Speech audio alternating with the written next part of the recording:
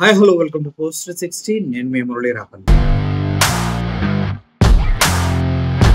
ఆంధ్రప్రదేశ్లో విద్యా వ్యవస్థని ఏం చేద్దాం అనుకుంటున్నారు గౌరవనీయులైనటువంటి రాష్ట్ర టీడీపీ ముఖ్యమంత్రి చంద్రబాబు నాయుడు గారు, అలాగే విద్యాశాఖ మంత్రి నారా లోకేష్ గారిని సూటిగా ప్రశ్నిస్తూ ఉన్నాం. పిల్లలు చదువుకోవడానికి వస్తే వాళ్ళని చంపేద్దామని ట్రై చేస్తూ ఉన్నారా?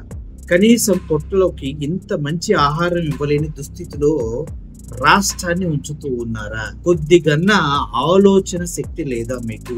పిల్లల ఆరోగ్యాలతో ఆటలేంటి? గవర్నమెంట్ స్కూల్స్ లో, గవర్నమెంట్ హాస్టల్స్ లో, గవర్నమెంట్ ప్రతి దాంట్లో అవినీతి ఇంత దారుణంగా జరుగుతుంటే మీరేం చేస్తున్నారు?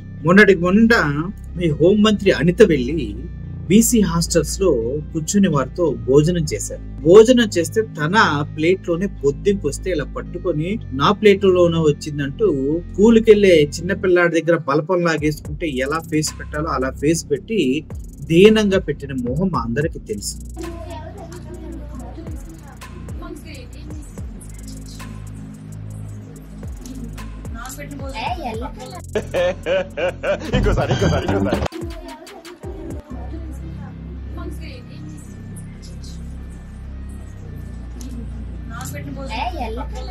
తర్వాత ఆవిడేదో కవరింగ్ లో చేశారు కానీ ఆలోపే మేము జూములు చేసి అది బొద్దింకే అని తేల్చారు చాలా మంది. సో ఇదే క్రమంలో అంత దారుణంగా బీసీ హాస్టల్స్ ఉన్నాయా అనుకునే లోపే కలుషిత ఆహారంతో 20 మంది పిల్లలు అస్వస్థతకు గురయ్యారు. మినిస్టర్ సవిత నియోజకవర్గంలో ఘటన జరిగింది. సత్యసాయి జిల్లా సోమందేపల్లి మండలం పాపిరెడ్డిపల్లి కస్తూరిబా బాలికల హాస్టల్లో ఫుడ్ పాయిజన్ కలకలం. కలుషిత ఆహారం తిని దగ్గర 20 మంది అస్వస్థత. విద్యార్థులకు వాంతులు, విరోచనాలు. చుట్టుచప్పుడు కాకుండా అక్కడ నుంచి వసతి గృహం నుంచి హాస్పిటల్కి తీసుకెళ్లి వైద్యం అందించడానికి ప్రయత్నిస్తున్నారు. ఆ విషయం బయటకు వచ్చింది.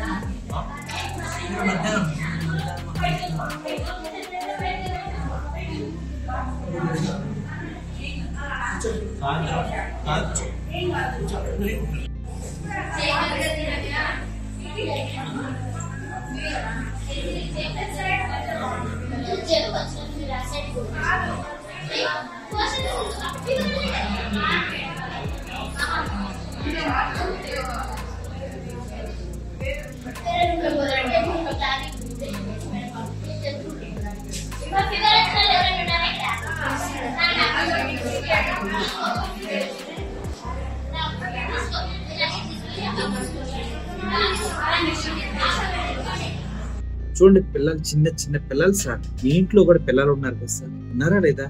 చంద్రబాబు నాయుడు గారు మీ మనవడు ఉన్నాడు కదా, ఆ ఏజే ఉంటారు కదా.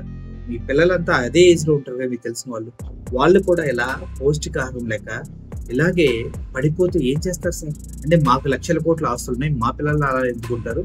పేద నా కొడుకుల పిల్లలే అలా ఉంటారు అనుకుంటున్నారు కదా.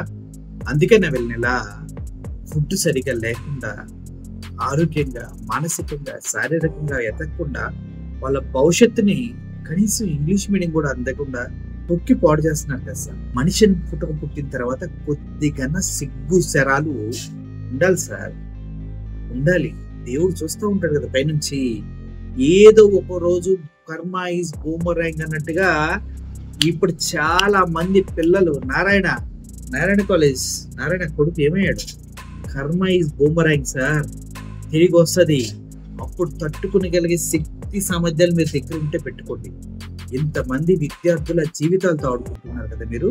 కంపల్సరీగా మీకంటూ ఒక రోజు లెక్క చెప్పే రోజు వస్తుంది. విశాఖ జిల్లాలో నిర్లక్ష్యంతో వండారు. చూడండి, హోంమంత్రి అంత భోజనం చేస్తే బొద్దింక. హోంమంత్రి పర్యటనలో వెలుగులోకి వచ్చిన బాలికల వసతి గృహంలో దారుణమైన ఫుడ్.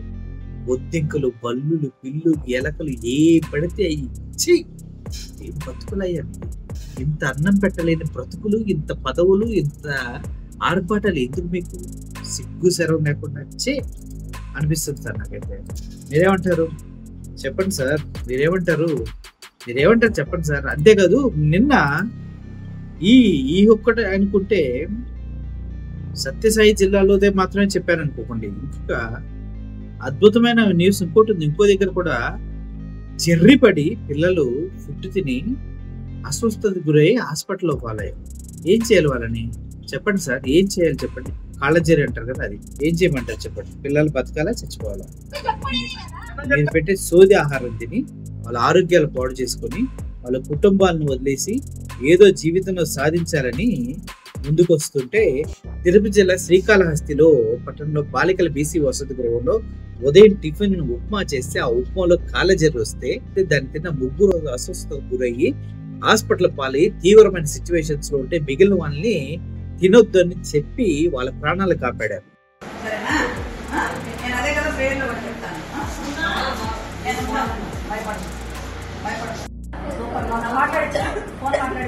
ఫోన్ మాట్లాడిస్తాను మా శైలు వాళ్ళ బాబాయ్ నంబర్ ఇవ్వమా మాట్లాడిస్తాం.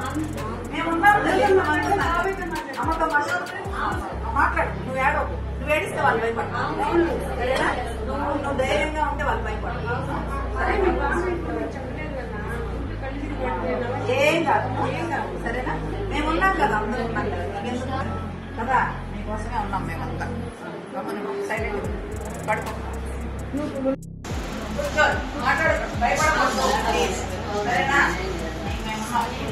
సరేనా? నేను అదే కదా పేర్లు కూడా చెప్తాను. నేను భయపడదు, సూపర్. ఫోన్ మాట్లాడిస్తాను మా శైలు వాళ్ళ బాబాయ్ నంబర్ ఇవ్వమా మాట్లాడిస్తాం. మేమున్నాం, అమ్మతో మాట్లాడు, నువ్వు ఏడవు, నువ్వు ఏడిస్తే వాళ్ళు భయపడతావు. సరేనా? నువ్వు ధైర్యంగా ఉంటే వాళ్ళు భయపడతావు. ఏం కాదు, సరేనా? మేము ఉన్నాం కదా, అందరూ ఉన్నాం కదా కదా, మీకోసమే ఉన్నాం మేమంతా. సైలెంట్ పడుకో, మాట్లాడు, భయపడకూడదు. సరేనా? ఇంత దారుణంగా ఉంటుందా సార్ మీ పరిపాలన? ఇదేనా సుపరిపాలన? సోది పరిపాలన అంటే ఇదేనా? ఎందుకు సార్ ప్రజల జీవితాలతో ఆడుకుంటున్నారు? ఒక ముద్ద అన్నం పెట్టలేని బ్రతుకులు మీవి. ఆరోగ్యశ్రీ లేదు, విద్యా వైద్యం లేదు, అమ్మఒడి లేదు, చివరికి ఆడబిడ్డ నిధి లేదు, నిరుద్యోగ వృత్తి లేదు, ఏది లేదు మీ గవర్నమెంట్ లో. అన్ని ఇచ్చాము, మాట్లాడితే నాలుక అని పాజిచ్చి మందం అంటారా? పోయిటాలు రావేమా ఇంకెవరికి? కత్తి ఉంటే ఎవడైనా నాలుగులు పోయటం ఎంతసేపు సార్? 2 నిమిషాలు. కత్తి కసున్నవాడి చేతిలో పడండి ఒకసారి, ఓసి పడినవుతారు ఎక్కడి నుంచి అక్కడికి, డౌట్ లేదు. ఇటువంటి దారుణాలని ఇంకెన్ని చూడాలో ఈ 3 సంవత్సరాల్లో చూడండి. ఎందుకంటే 4వ సంవత్సరం కౌంట్ లోకి రాదు. 2027లో కనుక ఎలక్షన్స్ అయితే ఆట రివర్స్ అవుతుంది, పాట శృతి అందుకుంటది, ఒక్కొక్కడికి పిచ్చాల ప్యాక్ అయిపోతాయి. అందులో ఎటువంటి సందేహం లేదు.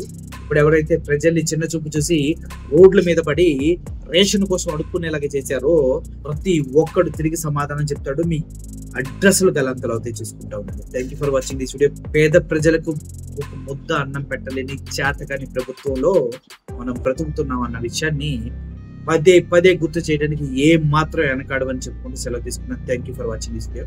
Murali signing off. Thank you so much.